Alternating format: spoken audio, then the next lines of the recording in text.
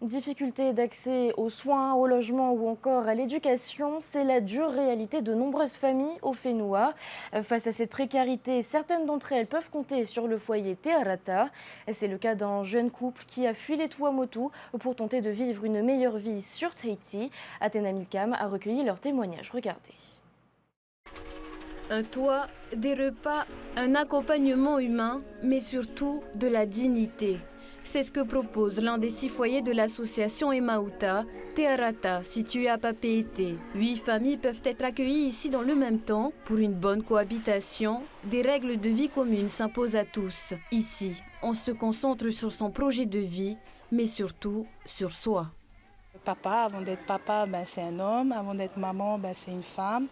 Et du coup, c'est cette individualité qu'il faut beaucoup travailler.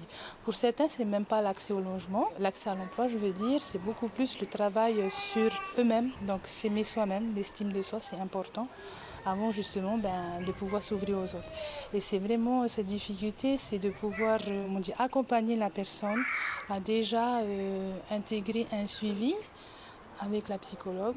Ces familles sont souvent orientées ici par les travailleurs sociaux, chacune avec son profil, avec son histoire. Ce jeune couple des Tuamotu était vassané à Tahiti en 2023. Ils décident de s'installer dans l'espoir d'un avenir meilleur pour leurs enfants, dont 2 ont été placés en famille d'accueil. Le couple est d'abord hébergé par des proches, une situation délicate pour ses parents sans revenus. Chez les Tuamotu, on dit que c'est bien, ça c'est vrai, parce qu'on peut vivre du copra, on peut aussi vivre du poisson, même s'il n'y a pas de salaire, mais c'est seulement le souci, que nous, la famille, on ne s'entend pas pour le terrain.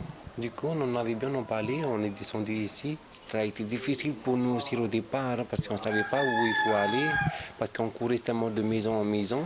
On allait chez ma belle-mère, des fois on allait chez mon beau-père, on n'était pas plus bien.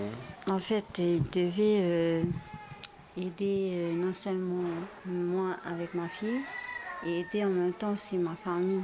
Acheter le main pour la famille. Voilà. Il a fallu qu'on arrive ici, en arrivant ici, j'ai pu intégrer aussi une formation comme lui. Et c'est remise à niveau pour ceux qui ont besoin d'aller passer une formation, c'est pour ceux qui veulent. L'objectif de ces remises à niveau est d'améliorer les bases de la lecture, de l'écriture et du calcul dans un but d'insertion professionnelle. Un travail complémentaire de celui mené au foyer sur le plan humain.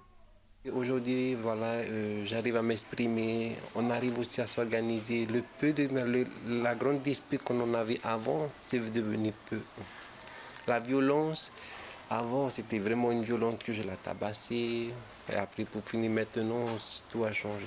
On est en train de chercher un moyen pour récupérer nos enfants. On fait tout notre possible pour avoir un endroit à travail, un moyen de l'économie, pour justement pour récupérer nos enfants. Animé d'une grande volonté, ce jeune couple du foyer Te Arata est en bonne voie. Son passage ici aura permis d'engager un tournant majeur dans leur vie de famille. Une famille qui espère rapidement être de nouveau réunie sous le même toit, le leur cette fois.